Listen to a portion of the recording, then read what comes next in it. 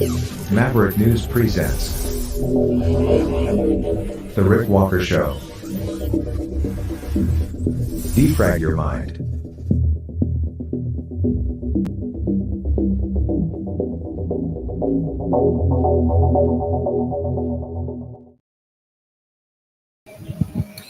Well, welcome back to Costa Rica. I'm Rick Walker. Welcome back, Maverick family and new viewers. Great to have everybody here. As promised, I am back in the saddle tonight, and I'm going to share a bunch of things with you. Yes, I did go into a town here in Costa Rica to get a taste of what the local culture is like and to search for freedom, to find out if indeed Costa Rica is more free than Canada, as I have been told by some people who are encouraging Canadians to move here. I'll tell you what I found out today. Also, O.J. Simpson has passed away at the age of 76. And generals in the United Kingdom, in Canada, warning that Ukraine is about to turn into a meat grinder. In fact, it sort of already is turning into a meat grinder, and that's because military aid is being held up in the United States. We'll have a little bit more on that for you here as well in this edition of Maverick News. We have that. I'll also bring you up to date on the condition of that Missouri teen who had her head smashed on the sidewalk. Bring you up to date. And axe the tax. Axe the tax. Freedom protests. Where does it all stand heading into this weekend? Is it a real thing? Is momentum building? Do these people really love Canada as I love Canada? As maybe you love Canada? We'll get into that too when we come back on the other side of this. Don't go away.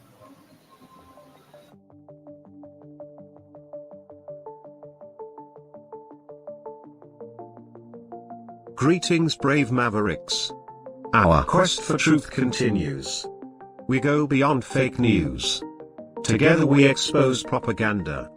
Together we pull others out of rabbit holes. We are maverick thinkers. We are all unique individuals, defenders of individual rights and freedoms, credible, trusted, grounded in reality. Maverick News, Maverick News. Defending free speech, free speech. Donate at freedomreporters.com. Do it now. Tomorrow may be too late. Maverick News. The world is watching.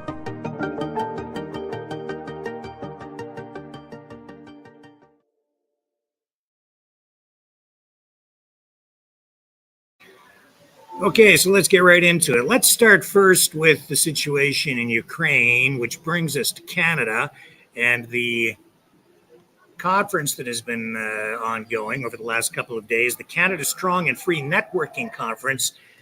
You've seen some world leaders there, including Boris Johnson, who has just come out to say that Donald Trump needs to understand, according to Boris Johnson, former PM of Britain, that you can't make America great again unless you have a free and sovereign Ukraine. That's his message to Donald Trump. All this coming as Canadian and UK generals are issuing a warning saying that Ukraine is about to turn into a meat grinder because Ukraine is running out of ammunition and they need support from the United States. Here's Boris Johnson at that conference. Well, you want me to get... Well, John, it's an honor to be here with you and with Tony, and it's fantastic to be here in Canada with this incredible sense that the Conservative Party is not only resurgent but poised for victory. And that, I mean, I'm just going by what the polls are saying, right? I'm not saying anything controversial here. It would far be it from me to come and intrude into domestic politics of a friendly country, but I observe that. Now, wouldn't it be wonderful if this dynamism of this Canadian Conservative might communicate itself to the UK?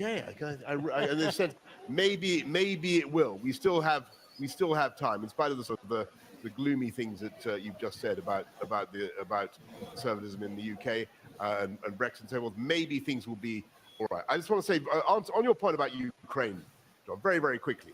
I think Mike Johnson, Speaker of the House of Representatives, is in favour of passing the supplemental. I think Mike, as far as I understand the matter, is pro-Ukraine, right? And I think most of the Republican Party certainly is. They have a wing that isn't. What I would say to the skeptics about Ukraine is, if you're worried about the rise of autocracies around the world, as Tony and I certainly are, and I know you are, if you're worried about the long-term ability of America to remain the superpower, if you're worried about democracy around the world, if you're worried about security, then investing in the security of Ukraine is the most cost-efficient thing you can possibly do. There isn't. Mike, I would say, Mike, my cousin Mike Johnson, long lost, separated from. I would say, Mike, there aren't any American boots on the ground in Ukraine, and yet those Ukrainians are fighting for freedom and security everywhere, for the whole Euro-Atlantic area. America is currently investing in supporting the Ukrainians about 5% or less of their annual defense spending. It is a fantastically efficient way of supporting freedom. And by the way, most of the money, I would also say to Mike and to all Republican friends and colleagues, most of that money is, of course, going to American jobs, American companies that are involved in the defense industry. I would say, if you want to send a signal to China, that it would be a huge mistake to think about making a move across the states of Taiwan, then make sure that Ukraine wins.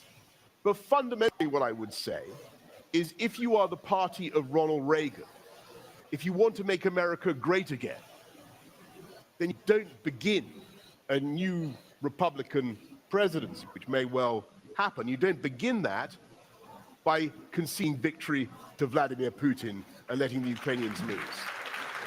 And so we'll see where that goes. I can only say it is obviously Trump and MAGA that is putting up the opposition to spending additional money on the war in Ukraine. Definitely. Politics being played there. And I have to say, I always get squeamish when I hear any arguments about military actions that are based on the economics, the fiscal picture as it relates to the military industrial complex. But that being what it is, there are other considerations as well, and you can assess as you see fit. Still at that same conference, Pierre Poilievre talking about axing the tax, the carbon tax. Here he is, leader of the Conservative Party. That's what Boris Johnson was referring to.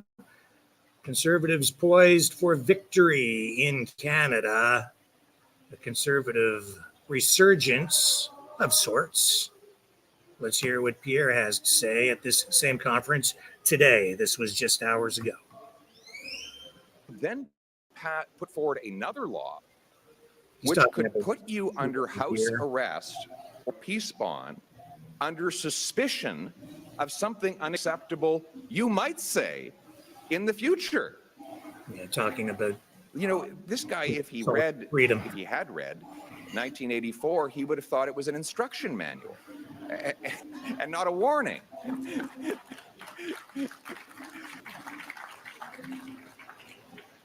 Fortunately, there is an outbreak of common sense across the country. I think it was just yesterday or the day before, General Hillier said that the thing he hears the most often when he walks around the streets of this country is, "This is not Canada. We don't recognize this place." And that's what I hear from everything from fifth-generation Canadians to immigrants who arrived here 10 years ago. They say, "My God, what happened to this country in the last 8 years? Can you imagine if you had been in a coma in 2015 and woke up to this nightmare, how unfamiliar it would all seem?"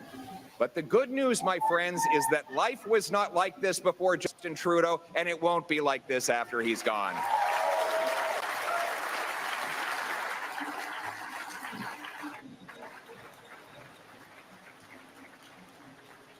Our common sense plan may seem simple because it is. All the greatest things in life are simple. Complexity is the last refuge of scoundrel. So let's get down to the simple plan that will work, the simple principles that have always worked. We will axe the tax to bring down the cost of heat, gas, and groceries. And we will cut income taxes so that hard work actually pays off again and people can bring home the benefits of their hard work. And we will say here and everywhere that we will axe the who in this room is ready to axe the tax? Axe the tax, axe the tax, axe the tax, axe the tax, axe the tax, axe the tax, axe the tax, axe the tax, axe the tax.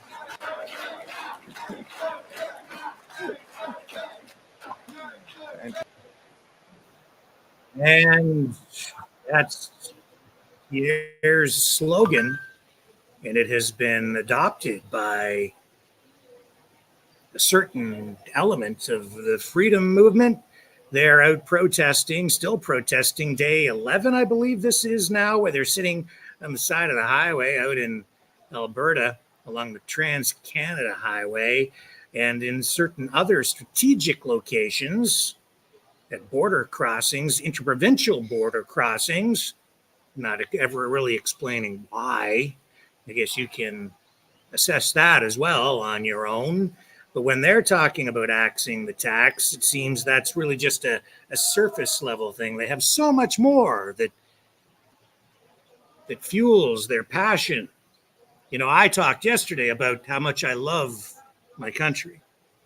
Seems some people view things much differently. Even though they're standing by the side of the highway waving Canadian flags, seems maybe they're not really behind the flag in the way that I'm behind the flag. Maybe not the way that you are behind the flag. You know, I know that when Donald Trump was running in the last election and maybe the one before, he was talking about making it illegal to burn the American flag because it's so unpatriotic. And yet we see people waving the flag here saying that it was useful to, and I quote, lure people in for protests. And then they turn around and say things like this: we have people out there involved in these protests, which they are trying to ramp up for this weekend, apparently. Let me find this clip for you here. This is, yes, Gordon Berry, who was one of the key figures in the Save the Children freedom rallies that seemed to fizzle out because, as he said, it was violent and some people didn't like that. As you know. And so this is how Gordon views, and some other people in his circle view the Canadian flag and Canada in general. So I thought I should share this with you because You may or may not share his views on the flag and Canada and what it means to be patriotic. That's the truth of the matter, man. And I know these people look at us right now with this initiative, and I know they're laughing a bit and whatever, but I also do know there's a bit of nervousness there because there is people. So I'm not trying to attack this initiative. What I'm trying to do is light a little bit of fire under the ass of the people involved in this initiative, and the ones that were supposed to be involved, the ones that are supporting it online, to get out and support. But don't just get out there and sit in the parking lot and wave a goddamn flag, especially the corporate flag of this frigging country that's enslaving you and your kids and your grandkids, period. Burn that motherfucker, man. Burn it.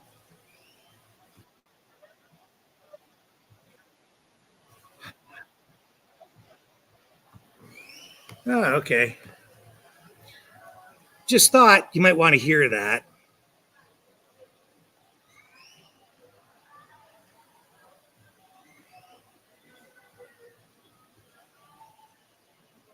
But they want you to come out this weekend and support them for a great weekend of family fun and patriotism. Great place to bring your kids to a location along the Trans-Canada Highway. Bring your pets too, they say. You can bring your pets and your kids. And they're not shutting anything down, so I guess the traffic's going to be flying by at 100, 110 kilometers an hour all day long. So, yeah, you can assess that the way you want to.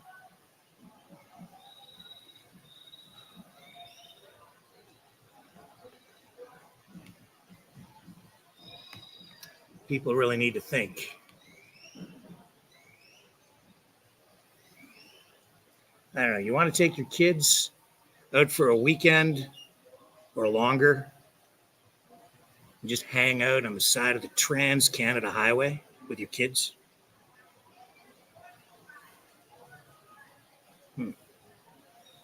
Anyway, we'll see how that goes. I have been taking a look at what's been going on out there, and it looks like they have right now maybe, I don't know, anywhere from a dozen to maybe 20 vehicles. So the reason I guess they haven't been able to do everything they really want to do is because they just can't seem to get the numbers.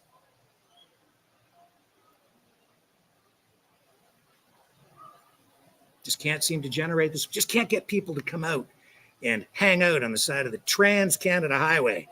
You know, because what better place would there be for a family-oriented protest than on the side of the number one highway connecting all of Canada?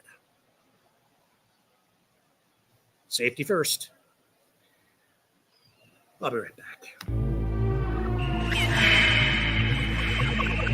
Fighting the Great Reset by leading the Great Resistance.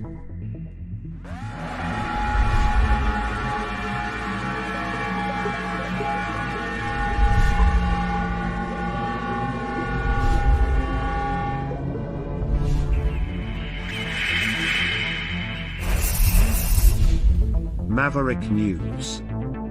The antivirus programs for your mind.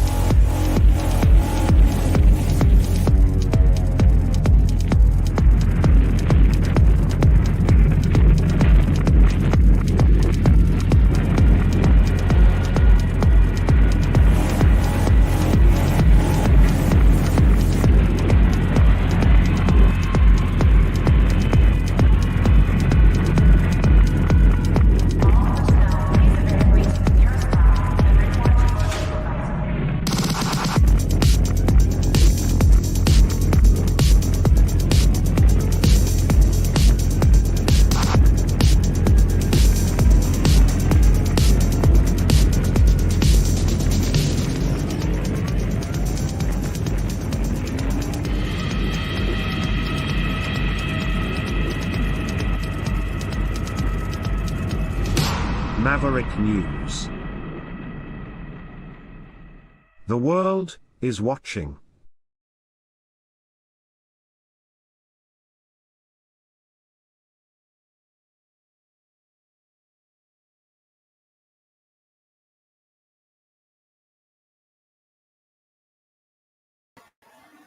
Okay, we're back.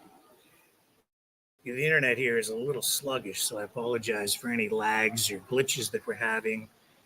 But we're not in the studio. We're remote here in Costa Rica, where today I went off in search of freedom. And why did I do that? Well, because I'm here, so that I'd make the most of the trip by exploring a little bit and checking out these claims that Costa Rica is a cheaper place to live, a freer place to live, and a place where some online real estate, in fact, some of them are actually online selling real estate, I've noticed.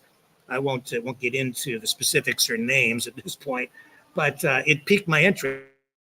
And since I was coming here anyway, I thought I would check it out. So today I did go into a town away from this hotel. Here it's very pristine. It's a touristy type of place, right? Of course. So I went into town, and I'm just going to be straight up and honest with you. Here's what I experienced today. Got over to this town about a half an hour from here, a small town. It's also tourist oriented, so I still don't have a full perspective on what this country is like.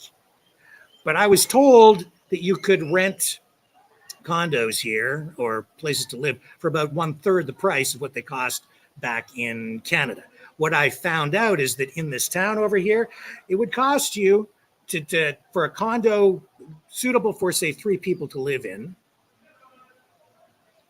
It would cost you about $2,000 US a month.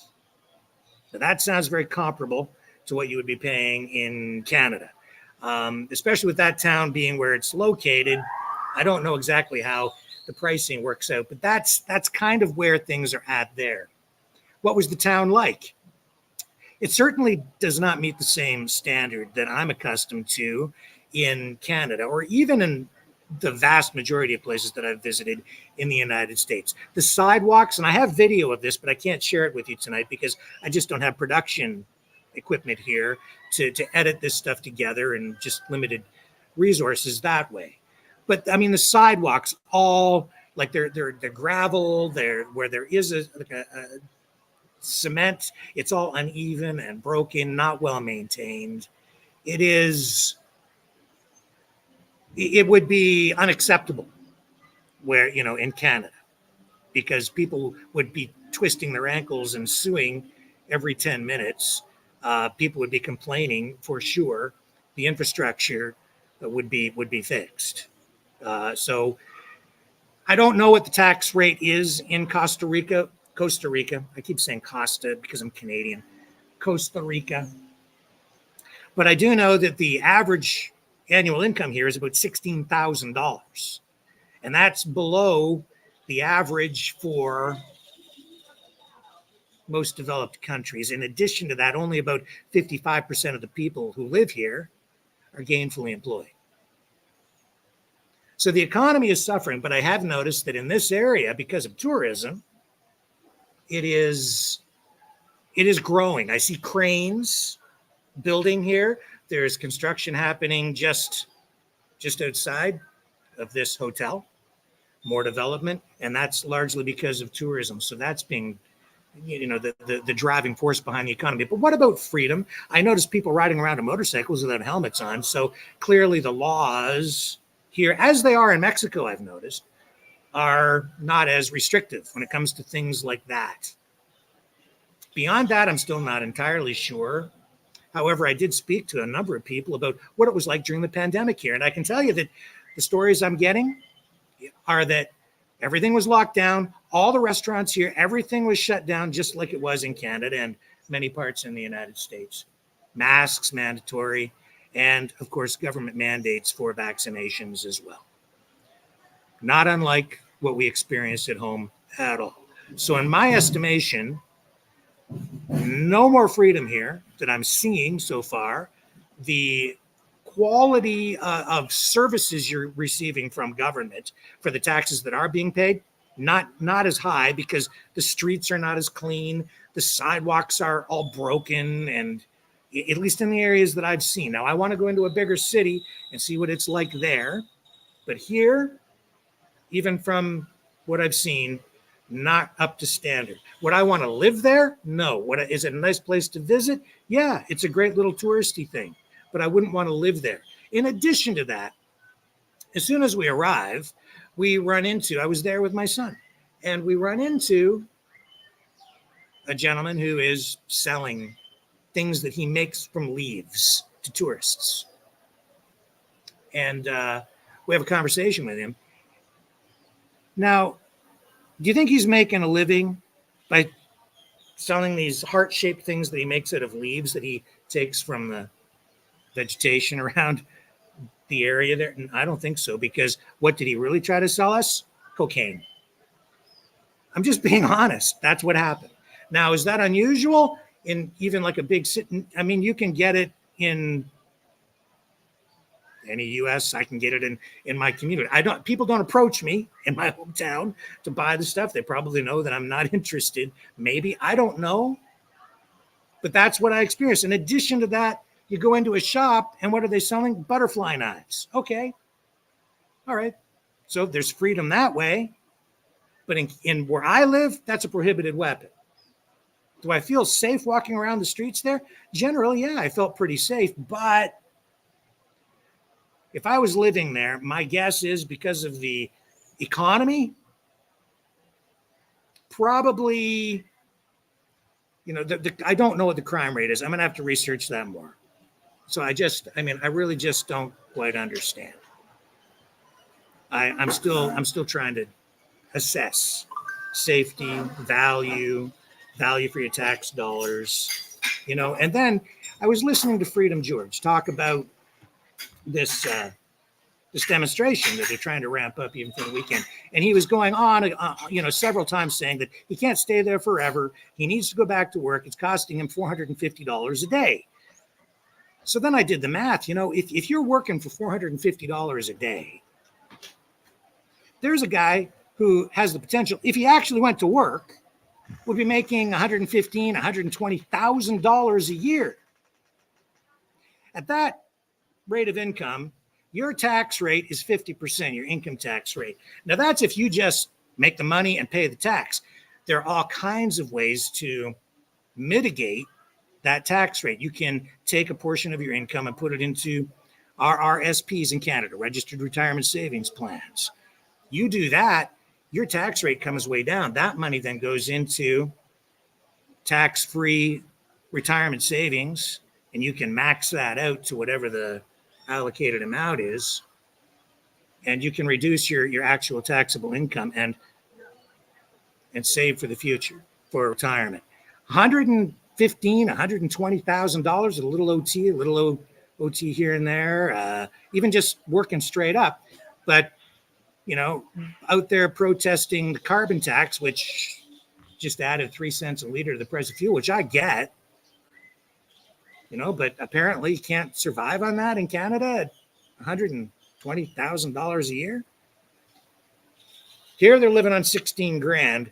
Back home, a truck driver or a combine driver can make like 120 G's and use the tax rules legitimately to save for retirement, put a portion of that away and reduce your taxable income. And there are other things you can do as well to mitigate that tax if you have half a brain and consult an accountant. You don't even have to have half a brain. Just go and talk to an actual accountant. Now, I'm just being straight up honest with you. That's the reality of the situation. But, I'm not in favor of the carbon tax. I think it's a terrible thing. And it's a tax that is designed to modify behavior. And it's adding to the cost of living across the board for a lot of people. And it's ridiculous. It is, because there are so many people in Canada who are suffering, all right, who don't make $120,000 a year. And so that much I absolutely get. And the inflation is out of control. And Justin Trudeau has printed too much money. It has resulted in far too much inflation. It is destroying the economy slowly but surely, or at least, they're having to employ modern monetary theory in order to stretch out the economy and reset the currency, which ends up being a tax on people through inflation, at a debased currency rate of about 15 to 20% a year, which is absolutely a major factor. But this inflation is happening everywhere, including here. It cost me $3 for a can of ginger ale today, US, in Costa Rica. Go into the bigger city, maybe it might be a little bit cheaper, but it's kind of the going rate. And in fact, back in Canada, if you go into a convenience store, you're probably going to pay somewhere around the same price these days. So now that's $3 US. Back in Canada, that would actually cost me probably less, because I'd get it for about $2.50, maybe $3 at a convenience store Canadian, which is automatically about 20% less. That's just what I'm finding here. I'm not sugarcoating anything. I'm not selling anybody anything. I'm not selling real estate in Costa Rica. I'm just here checking it out. But I see some people who are ready, willing, and eager to take people's retirement money and convince them to move on down here. So I'm going to try to find out the truth for you. And if it is indeed a cheaper place to come, I'll tell you. And if it's not, I'm going to tell you what I'm telling you today. That's what I experienced. Would I want to live here? No. Would I come down here and spend a week, 2 weeks, a month, maybe even 3 or 4 months during the winter? Yeah, I would probably look at doing that if I could afford it. But I don't think I'd want to live here based on my quality of life back home.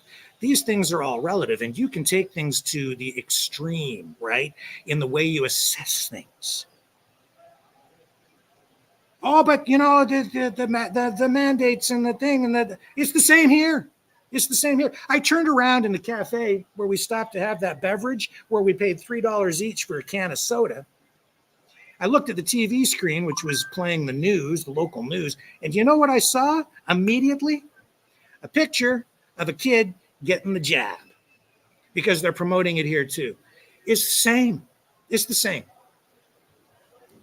No better. Probably not a lot worse.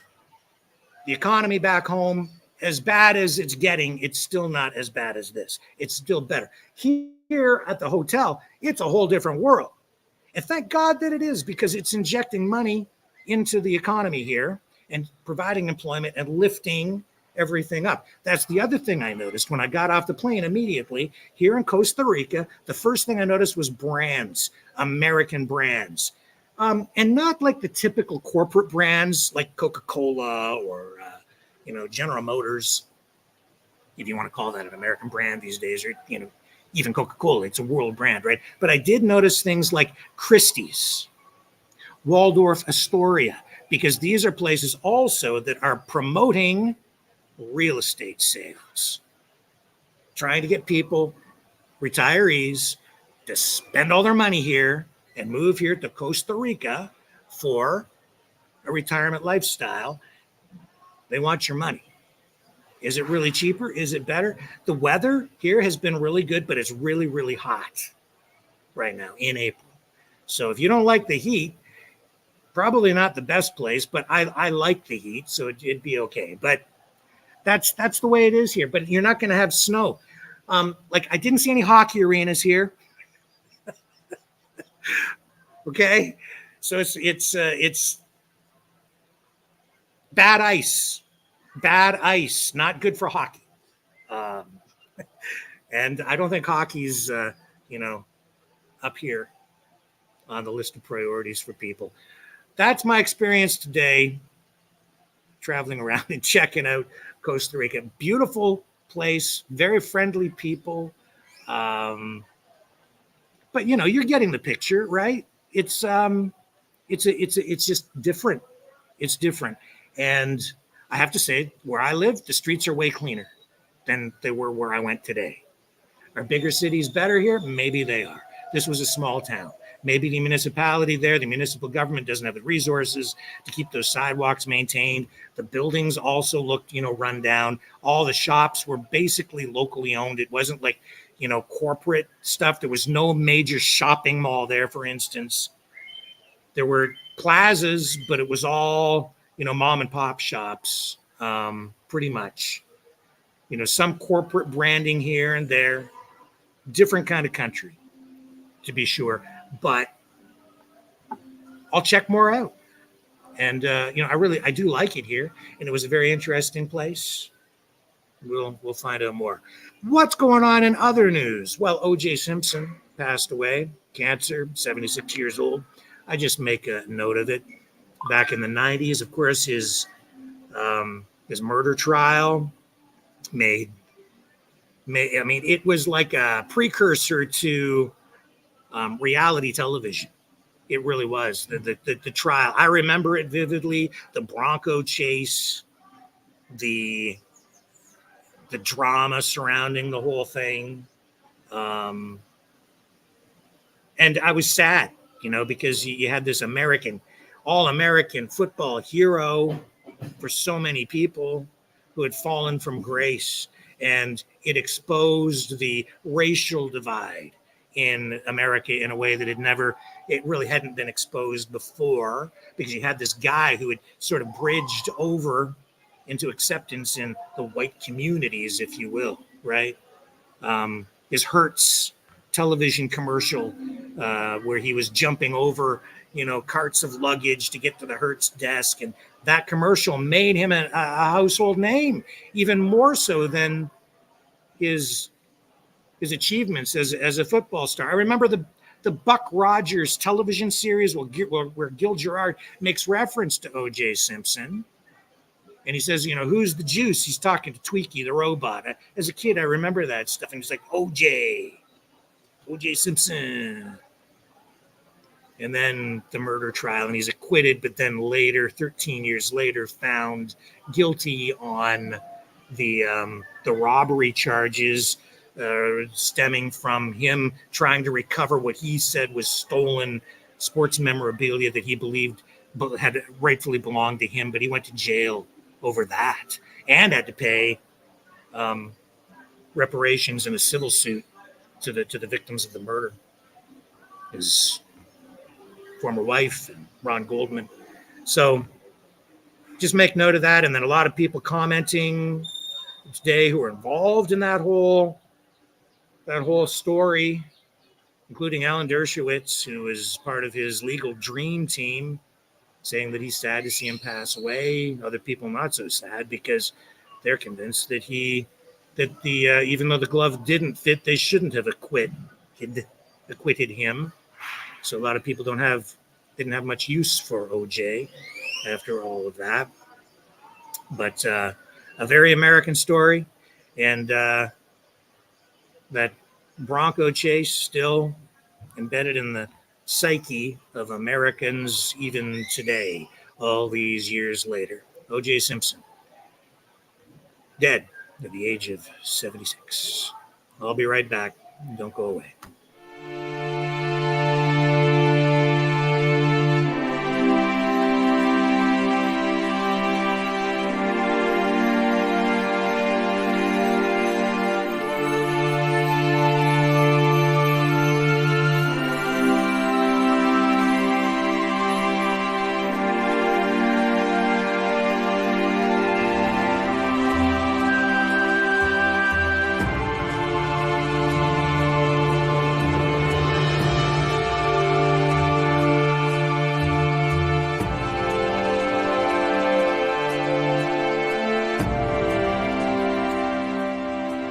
Maverick News.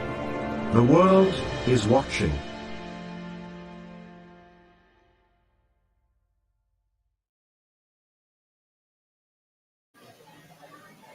Okay, Kaylee Gain, that teenager who is from St. Louis, got into that fight with a high school rival, or a teen rival, I guess, anyway. She is out of intensive care. I just wanted to bring people up to date on that because this is a story that we did cover when it happened about a month ago. And Of course, a lot of concern about whether she would even survive because she got into this street fight. It was like a kind of a melee with a bunch of teens. And some people say that it was maybe, wondering if it was racially motivated in some way because it was between a white girl and a black girl. The black girl, her name escapes me here at the moment. I will get it for you here. I've got some notes.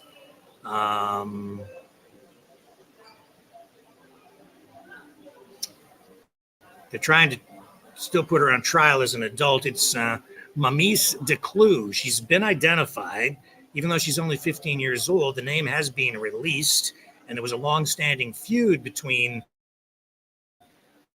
Kaylee Gain and Mamise Declue, and it erupted into violence last month when the pair both agreed to settle their differences. This happened about a mile away from Hazelwood East High School near St. Louis. And Kaylee Gain got the worst of it, of course, and ended up on the ground. And her head was smashed into the pavement multiple times. Not the pavement, the sidewalk. And she was in intensive care. Now she's out, but she is still having a lot of difficulty speaking. And it isn't clear if she will fully cover or not. There was fundraising that has been taking place to support her, and I believe that is ongoing as well. So just wanted to bring everybody up to date on where things stand with that. Her father also coming out, her grandfather, I believe it was her grandfather coming out and talking about, no, it's her father. It was her father has come out and is talking about the guilt that he's feeling because he didn't provide enough support, in his view, I guess, given that she had a troubled childhood coming from a dysfunctional family where there was a lot of drug abuse, is what her father is saying. And so it's just a tragic story all the way around. And Kaylee also, apparently, according to her father, had some drug issues that she had overcome, and she was, kind of getting back on track, according to him. But just any way you slice it, a tragic story still unfolding. We'll keep you posted as time goes on, and we've learned more about, the long-term prognosis for Kaylee and the other girl who is going to end up in court. Some charges being laid against some of the other kids, apparently, as well. Now, there is also this story that people are making reference to, and they're sending the information on it. It's this Bill 419 out in Nova Scotia, and a lot of concern surrounding it because it's the Financial Measures Act. But what it does in reality, not in its entirety, it does a lot of different things. It does some good things on the financial front, where it, for instance, it will allow retirees who become incapacitated or have a shortened life expectancy to unlock the majority of their retirement savings to get them early, rather than leave them locked up where they will never see the benefit from them over time because they're about to pass away. So there are provisions like that in this new legislation from the Nova Scotian government.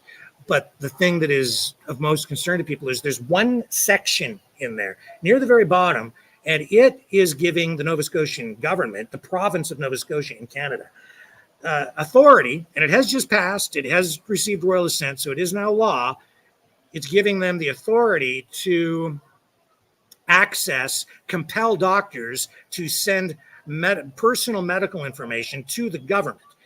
Now, the legislation, the law, is written so that it is supposed to be used only for broad general planning by the provincial government for healthcare purposes, not so that specific information on patients can be obtained and used as in that way, targeting or using information on an individual basis. It's supposed to be used in the aggregate, as they say. And also, it will be pumped into this digital app where the government is saying that people who download the app, it will give them, the patient, instant access to their own medical records. And then, of course, that could make the entire system more efficient because you can then go to the doctor or a hospital and have your information available for the doctor there instantly through your health app. Now, of course, a lot of people concerned about it, especially after coming through that pandemic. Concerned, what's the government really going to do with this personal information? And I'm here to say that, I think that on the one hand, it's kind of a bit of a red herring, because I'm here to tell you that the government already has this information, whether you like it or not. And that's because you have socialized healthcare. And that means that the government of Nova Scotia, healthcare is administered provincially, they have access to all the billing records. The doctors have to send the billing information in. So they have access to this information anyway. They know every time you go to the doctor, they know what you've been there for. And if they really want to access that information, they can get it. You go to the doctor and you say, hey, doc, I've got a sore elbow.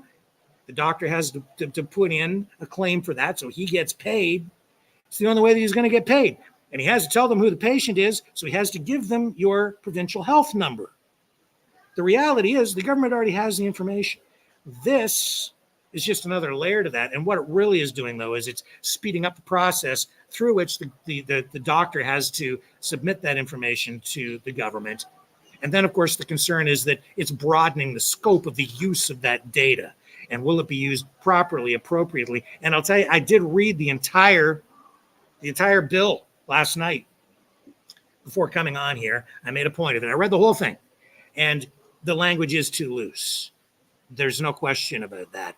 And I would say that over time, unless the government tightens up that language and modifies that legislation, it will lead to some litigation. There potentially could be some constitutional challenges even, as that information may, and down the road, be used in an inappropriate way by politicians and bureaucrats who engage in overreach. And, if you give these politicians and bureaucrats an inch, they'll take a mile.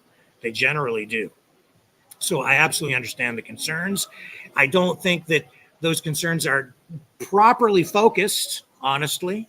It's because it's being conveyed to the public by the people sounding the alarm bells in a very broad and extreme sense, instead of in a very focused way, focused on the language that really, I think, needs to change in order to affect real change that will protect people. And these are the kinds of issues, arguments that really need to be addressed in a larger sense and continue to come to the forefront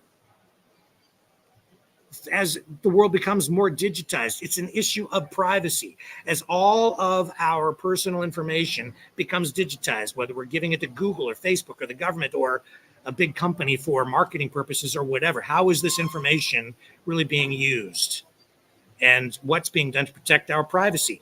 We need really to put pressure on government to take proactive measures in order to protect our privacy. That's really what needs to be happening. This knee-jerk reaction, this reaction to governments doing these kinds of things, it's inadequate. We need to get out in front of this, and we need politicians who are freedom-focused to, in my opinion, to get focused on these issues and take a proactive approach, so that we start to put provisions in place through amendments to existing laws, and maybe even amendments to the Charter of Rights and Freedoms itself and to the Constitution, which can be done. You can do that. You just need to get, the right number of premiers on board.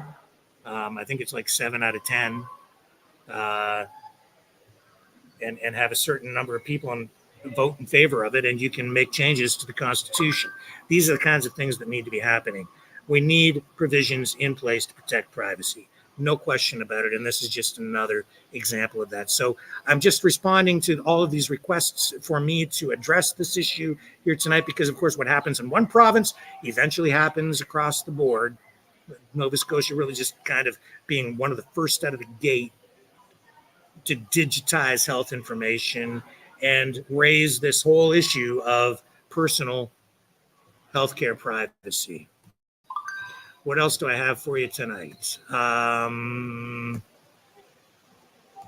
Also, I think we are running. You know what? I've got this for you. I'm going to run a little bit of a clip out of the Nova Scotia legislature, because I do have the clip where this was actually passed. It was just passed into law, and there's just a little bit of a clip during the debate here and the discussion in the House that took place, where the government really, explains how they think they can justify doing this. I hope I can make this play for you here as I'm out on location remote all the way from Costa Rica. Here's the Nova Scotia legislature.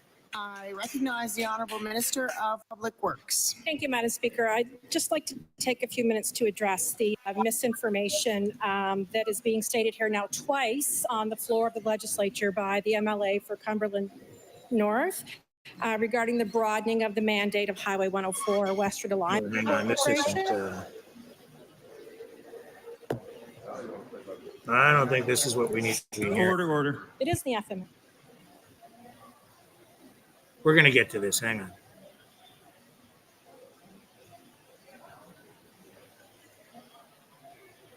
I'd ask the honourable member to retract and replace the word misinformation. I recognize the honourable member of Public Works. Hang on, let me get this.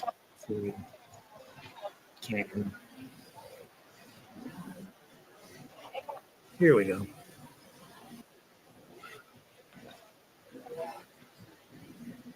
Okay.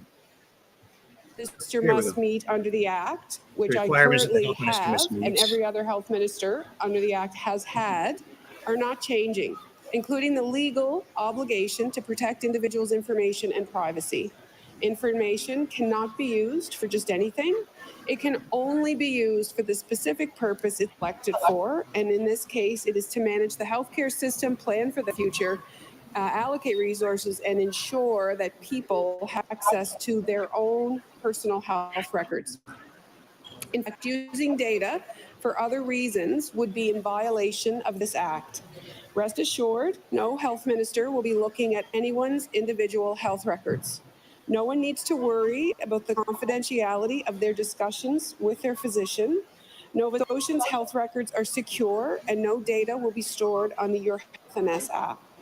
This change does not impact any of the privacy protections that are provided in the Act currently. No change is being made to any of the legislative parameters that cover the use or the protection of private health information. The change is simply expanding the data sources connecting to our existing system, the same system already in place for hospital visits or for doctors to be paid, for example. The change will give us high-level data about family doctor or specialist visits, for instance, and give Nova Scotians access to their own records about these types of appointments. A full privacy health assessment has been done on all of the systems and how they handle data. The information being collected and provided as part of the current pilot is being done according to the highest standard of Canadian privacy protections, and all the necessary safeguards are in place, and that won't change. This amendment is necessary to expand that pilot so that everyone can access their records if they wish to, and that's what we're working towards. It will allow us to give Nova Scotians access to their own electronic health records in the palm of their hands. Too often we hear that people struggle to get their medical information, or they have to pay expensive fees to access it. Nova Scotians shouldn't have to jump through hoops to get records that are rightfully theirs. The only way to ensure everyone has a choice to access their information is to mandate that healthcare professionals make it available. Nova Scotians told us to treat their health information with diligence, and we will, and we are. We have also consulted with equity-seeking groups around data collection, and we will continue to engage them to ensure the principles that they want around the collection and release are followed to protect rights for privacy and safety. Department of Health and Wellness has established relationships with organizations like Dudjagamic and entities like the Client Linkage Registry. We also have relationships with the Data Reference Working Group. who are integral in the development of race-based data collection, the Fair Care Project. And through these relationships, we have worked and will continue to work on not only the regs that are developed, but other projects to ensure data is protected and vetted through a culturally safe and relevant lens. Through these collaborative relationships, we will ensure people have access to their own data and their own story. Going forward, we will work with all stakeholders, including the College of Physicians and Surgeons, the Regulated Health Professional Network, and Doctors Nova Scotia as we develop the regulations. This approach has been successful in the past, creating the Patient Access to Care Act regulations, and we will work to ensure similar successes with these. This amendment is necessary to ensure that we have a modern healthcare system that Nova Scotians deserve now and into the future. Thank you. So that's the government line. Honourable member, City Member 2. Thank you, Mr. Speaker. I'll be very brief. And just in response to the minister's comments, the doctors don't agree. The College of Physicians they don't agree. They don't agree. They don't agree. They said it changes the relationship between the doctor and the patient. Everything the minister just said, she stood on her feet, I get it. The doctors do not agree with that statement. So I want to get it on the record. Thank you, Mr. Speaker. If I am to recognize the Honourable Minister of Finance, it will be to close debate on Bill. So that gives you the two perspectives, and it did pass. So it has received Royal Senate. It's a done deal. It is a done deal. And the controversy continues. This is, even though it's the law, it doesn't mean it can't be amended, can't be changed. And as you heard, there will be ongoing discussion surrounding this issue, as there should be. And I share concerns with all Canadians. And if I lived in Nova Scotia, I'd be concerned about it too. I'm concerned that it's going to roll out in a similar fashion here where I live. We need to, I've said this for a long time, we need to be proactive in the way that we are dealing with personal privacy issues as our personal information becomes digitized. It's changing technology, which is changing our society, and the old laws and the old ways of doing things are not going to be entirely adequate to deal with these new realities. Simple as that. And we need more to be done to protect us from government. That's what we need, in my personal opinion. But the other thing to keep in mind here is that the whole reason this information is in the government's hands to begin with is because people ask for that. It's because of socialism, socialized healthcare. Your relationship with your doctor is not entirely private because people want free healthcare. As a result of that, the government pays for the healthcare. If the government's paying for it, they instantly get access to your information. It's not a private transaction between you and your healthcare provider. If I was just paying a doctor to provide care, the government would have limited rights in that transaction. They might be able to tax it, but they wouldn't necessarily need to know who I, the customer, am, because they could just tax the income coming in. Do you understand? But as soon as you demand that the government get involved, or you allow the government to get involved on your behalf in order to provide you with what you think is free, or me, or we as a society, when I say you, I mean we as a society, as a country, as citizens, instantly they become part of the transaction, part of the process. They then have to know, well, who's the citizen? You have to present your card. It's Joe Blow. Joe Blow went to see Doc Smith, and Doc Smith says, yes, Joe Blow came here. Here's his health information. He was here on this day.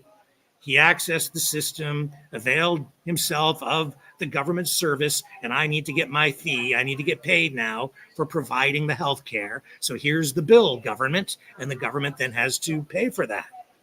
And the government gets to regulate everything because they're entirely involved in the process, aren't they? So if you want privacy, you need to get less government involvement. Otherwise, they'll always be involved. Always. It's the way socialism works. You can't get, it's not free. You don't get socialism for free. You pay for it with your freedom.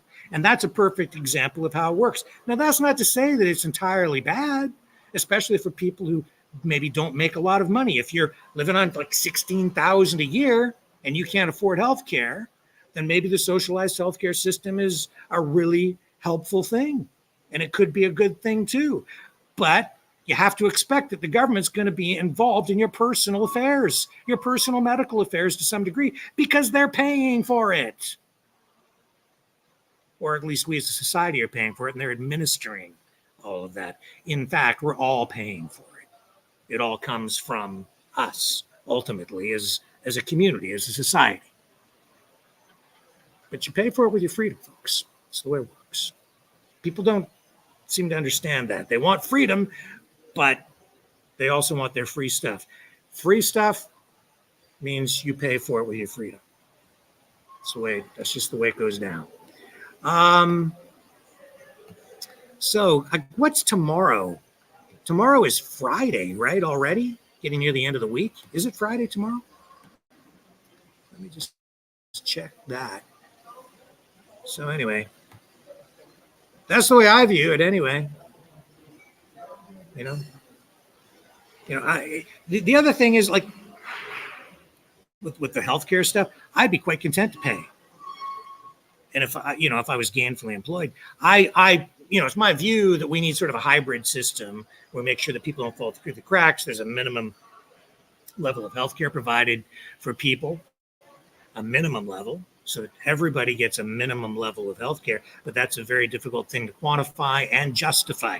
Who gets what level of care? And above this certain level, people can pay. But then it becomes an ethical thing too, right? This person doesn't have enough money, so they die. And this person has the money, so they get to live.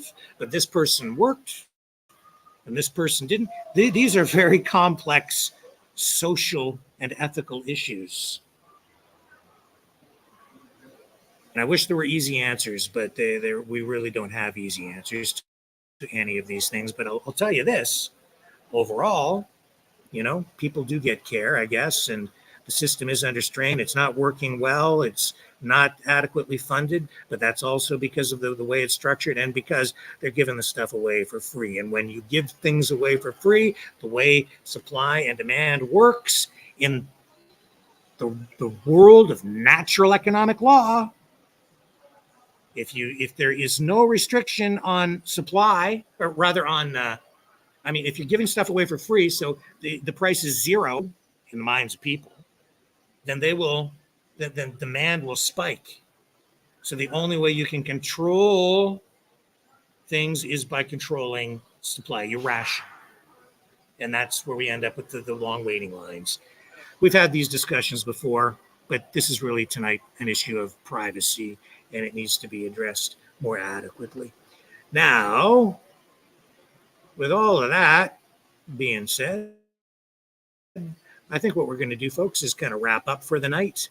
I am in Costa Rica, and I am going to do an abbreviated show tonight. Now, I will tell you this: there was a rerun of The Strange Bedfellows running, also on the Maverick platform and on some of Lori's channels as well, with Roger Stone attorney Tyler Nixon, and that's been running simulcast at the same time as this show. So we're kind of competing with ourselves, but you might want to check that out. If you've been watching here, you might want to over and check that out too on either Lori's channels or on the Maverick channel.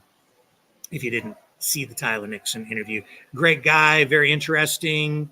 And he's talking, I think tonight, the portion of the interview had to do with one of Trump's legal battles. So very interesting conversation.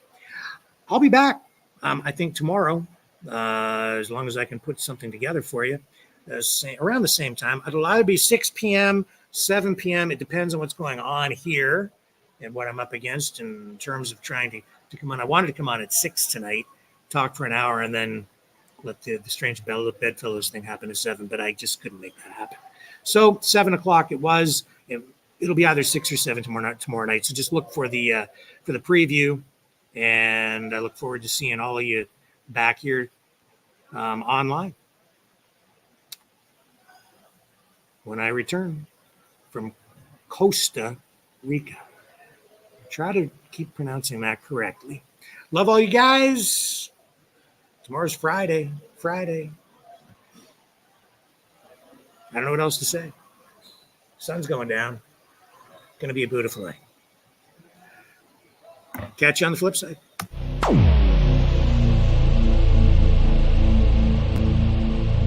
This has been a Maverick Multimedia production.